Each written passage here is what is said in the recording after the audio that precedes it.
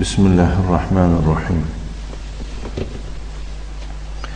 الحمد لله رب العالمين والعاقبة للمتقين، والصلاة والسلام على نبينا محمد وعلى آله وأصحابه أجمعين. أما بعد، شرح كتاب دروس اللغة العربية لغير الناطقين بها من الجزء الأول. اینک ما به عون الله تعالی درس خود را دوام میدهیم از شرح کتاب درس های زبان عربی برای کسانی که با آن حرف نمیزنند از قسم یکم. درس امروزی ما به عون الله تعالی الدرس العاشر، یعنی درس دهم. در درس دهم چندی از موضوعهای و عنوانهای گوناگون آمده است، از جمله الضمائر، یعنی جانشینهای شخصی. جانشینها گفته است که الضمائر ثلاثه، سه نمودی ضمیر است. سه نمودی ضمیر است. المتکلم یعنی شخص یکم، المخاطب یعنی شخص دویم، الغائب شخص سیوم. اول باید که اینها را همین خیلی به مثال ازبر کرده شود. سه نمودی چی بوده است؟ ضمیر بوده است. المتکلم شخص یکم، المخاطب شخص دویم، الغائب شخص سیوم. متکلم سخنگوینده را گویند، مخاطب آن را گویند که با وی سخن گویند، غایب آن را گویند که از وی سخن گویند. فهمیدید؟ وقتی که می فرماید که المتکلم، برای متکلم دو تا مثال ذکر می کند. انا، بعد از آن می گوید که بیتی، من خانه من. برای مخاطب انت بیتوک دو تا مثال می آرد، تو خانه تو. برای غایب نیز دو تا مثال می آرد، هو وی بیتوه خانه وی. از این مثال ذکر کردگیش معلوم می شود که ضمیر در نوبت خود، یا که ضمیرها در نوبت خود به دو قسم تقسیم می شوند. می شود که ضمیر منفصل باشد مانند انا، انت، هو. می شود که ضمیر چی باشد؟ متصل باشد، مثل که یای متکلم آمد برای یک نفر، و چی کاف آمد و ها آمد. فهمیده؟ اینها یا متکلم و کافی مخاطب و های غائب، اینها را چی میگویم؟ ضمیرهای متصل میگویم. بارک الله فیکم. ضمیرهای چی؟ ضمیرهای متصل. اختصار کرده گویم ضمیر منفصل آن ضمیر را مینامند که در ابتدای کلام ویها را ذکر کردن ممکن است، می شود. ویها را مستقل خوانده می شود. ویها را بعد از الا نیز خوانده می شود. اما ضمیرهای متصل باشند ویها چنین نیستند. ویها متصل یعنی که برای خاطر آن متصل میگویم که ویها باید که پیوسته به یگان کلمه باشند. در اینجا وقتی که ما بیتی گفتیم، البته ضمیرها همشون خواه منفصل باشن و خواه متصل مبنی می باشن. یا متکلم نیز مبنی بر سکون است، در محل جر است به خاطر مضاف الیه بودن. بیتوک هم همین طور، کاف مبنی علی الفتح فی محل جر بالمضاف. بیته هو مبنی علی الضم فی محل جر بالمضاف. همه اینها چی می باشند؟ مبنی بوده در محل جر می باشند به خاطر مضاف الیه بودنشان یا که به سبب مضاف اینها در محل جر شده ایستادند. بعدا می فرماید که خب اکنون بارک الله فیکم از چیز می بینم که صاحب کتاب ذکر نکرده است، به خاطر آن فهمیدم که برای چی ذکر نمیکنه، به خاطر آن که در این درس نآمده است، اما در درس های آینده آمدنش ممکن و حتمی است. مثلا وقتی ضمیر متکلم را ذکر میکند انا میگوید، در قطار متکلم فقط انا داخل نمیشود. فهمیده بارک الله فیکم؟ میشود که نحنو باشد، انا نحنو. اما در برابر مثال یای متکلم باشد نه داخل میشود، این هم نوع متکلم ها می باشد، یا که متکلمی مع الغیر میگویند. بیتی باشد بیتونه میشد. مثال انت برای مخاطب فقط این نیست، می شود که برای مخاطب انتوما شود انتم، فهمیدید؟ یا که انتی، فهمیدید؟ برای که یا که کف بیتوکه می شود، بیتوکی هم می شود، بیتوکوما، بیتوکم، بیتوکنه، فهمیدید؟ برای غایب باشد هو می شود هما، هم، هی می شود با هما خیلی که یک مثناش یک خیلی می باشد برای مذکر مؤنث، فهمیدید؟ هن، بیتوهو، بیتوها می شود. ولی اینها را یا بعضی یک قسمش ذکر میکنم. حالا بیتوها، بیتوهما، بیتوهم، بیتوهن.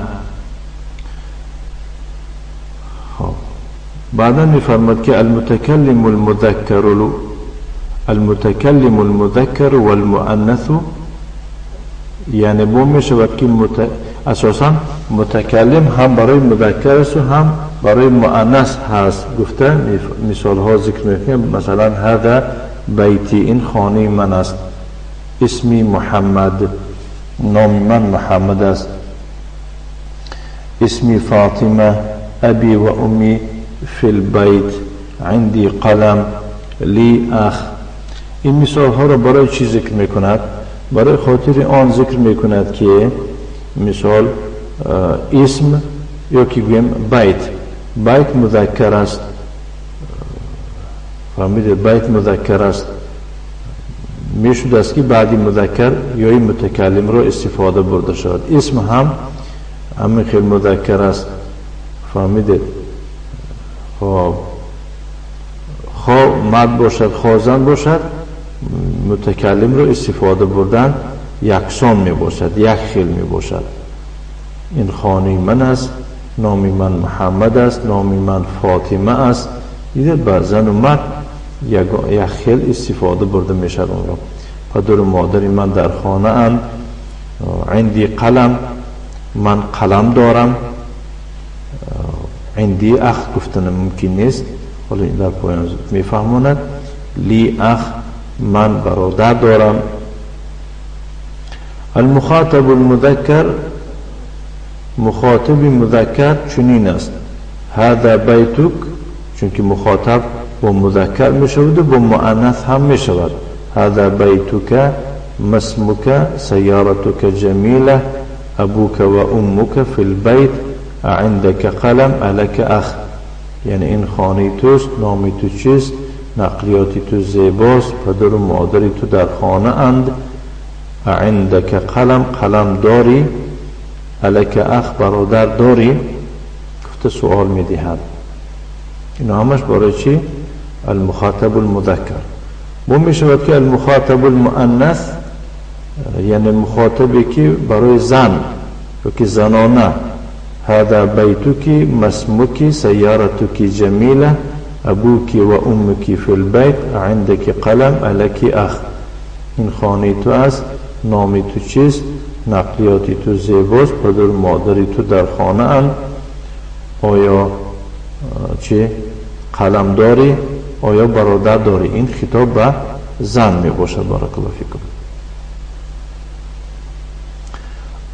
الغائب المذکر می شود که غائب برای مرد باشد. هذا بیته، این خانه وی است، مسموه نام وی چیست، سیارته جمیله، نقلیات وی زیباست، ابوه و امه فی البیت، پدر و مادر وی در خانه اند، عنده قلم، آیا وی قلم دارد، له اخ، آیا وی برادر دارد. الغائب المؤنث می شود که غائب مؤنث باشد.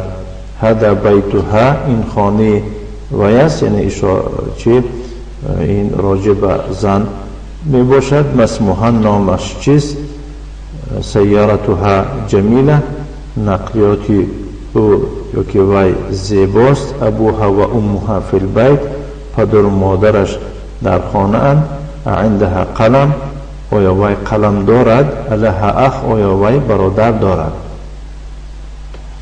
اختصار کرده است، خیلی هم اختصار کرده است.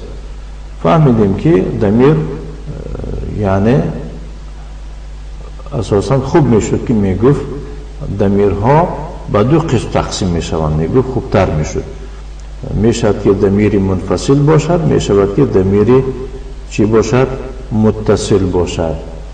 فهمیدین؟ و هر کدام از اینها با در نوبت خود به سه قسم تقسیم می شود. می شود که متکلم باشد، مخاطب باشد، غائب باشد. هر کدامش دارد. ضمیر منفصل با در نوبت خود به دو قسم تقسیم می شود. ضمیرهای متصل نیز از جهت اعراب و به تقسیماتی زیاده می شود. این انشاءالله در دیگر مقام احتمال می فهمونم. عندي خب لي دوتا مثال می آرد که عندي لي. اساسا عند این ظرف مكان منصوب على الاغلب وهو مع.